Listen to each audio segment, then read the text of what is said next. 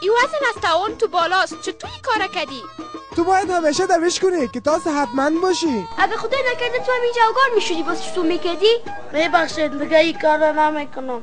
معلومات میگیریم معلومات میدیم تو برادریت با همیم انگل سنگل کلول سنگل انگکو بنگکو کلول سنگکه بیاین که شام شده. خدای نکرده گرگو پلنگ آزارتان نته.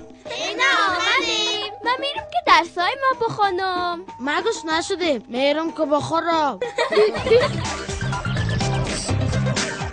انگک بنگک کلول سنگک چهارشنبه شب‌ها ساعت